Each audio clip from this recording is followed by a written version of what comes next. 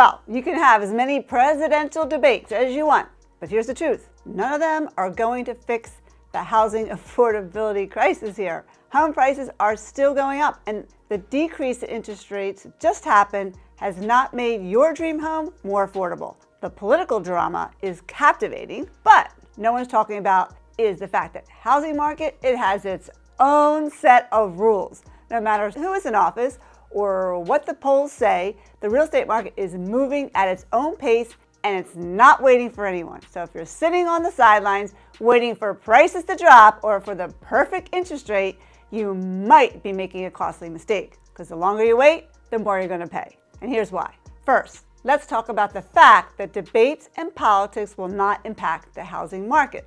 Now, the real estate market operates largely independently of the political debates because its core drivers are supply and demand and economic factors and interest rates, rather than these short-term political events. Now, while elections, right, they may lead to policy shifts in areas like housing affordability or taxes, these changes take time to implement, and they don't cause immediate fluctuation in home prices or in buyer activity. For example, supply and demand. As I said this many times on my channel, that home prices rise or fall based on how many homes are available, supply, and how many people want to buy, which is demand.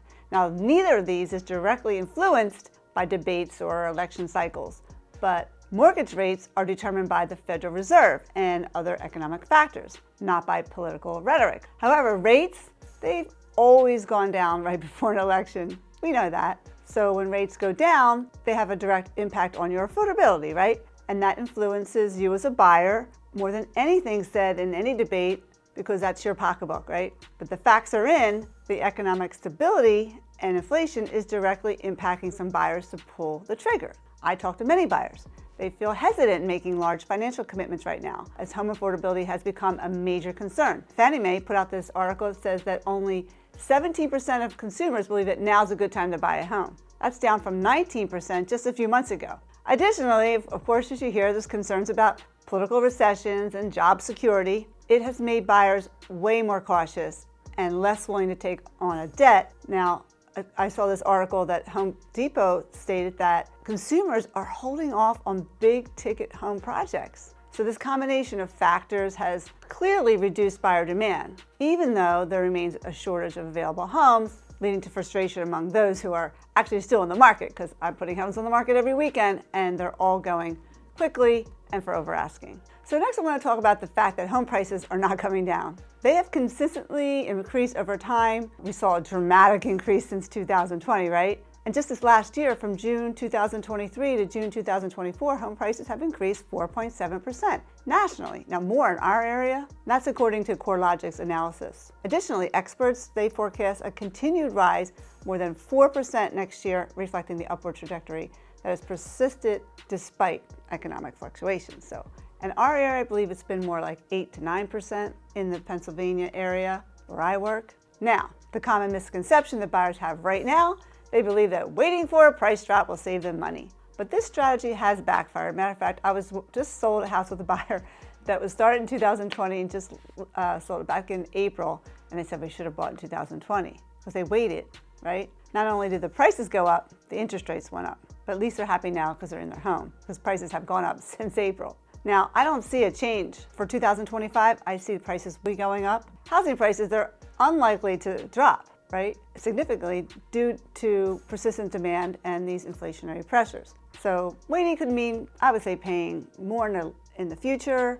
You got higher price and higher interest rate, just like my clients did. So the continued limited inventory that we have right now and the high demand, competition is going to stay fierce, guys. So it's going to further drive these prices up. Even though homes are coming on the market, they're going so quickly, the still imbalance we have between supply and demand, it just continues to push these prices up higher than you could ever imagine. Right now, guys, please subscribe to my channel. Help me get to 1,000 subscribers by Thanksgiving, my favorite time of the year. We give out pies, hundreds of pies to our past clients and also the keepers of our community, such as our firemen and police officers. We have a great time. If you're in our area around Thanksgiving, give me a call. Next, let's look at interest rates and how it affects your monthly payments. So we can go over that. When mortgage rates decrease, of course, your monthly payment becomes more affordable because you're paying less interest on the loan, right? And you can afford more house that way at the, for the same budget. But at the same time, if demand is high and inventory is low, lower rates not going to do much to your payment.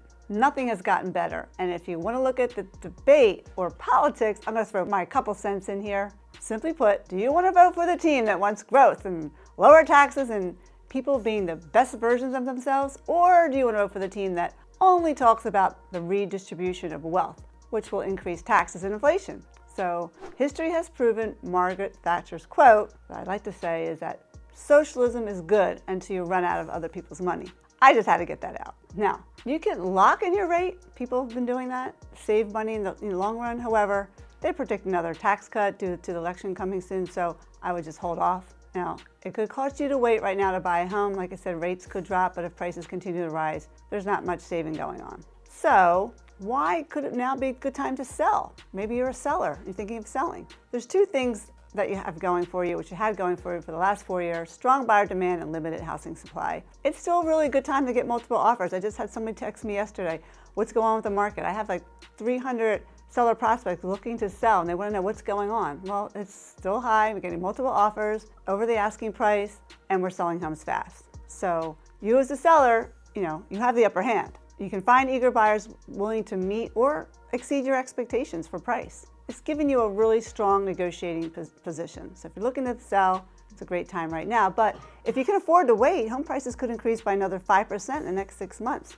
making it an even better time to sell. That's why if you're going to sell in 2025, especially in spring, now's a good time to get my book, How to Fight the Home Selling Sharks, and schedule a room-by-room review where we come through your home, giving you these low-cost fix-ups that will really enhance your home's ability to get more eyeballs online with these young people who are buying the house. They look at different things and then get more footsteps in your home the very first day your home does come on the market. So thanks for tuning in today.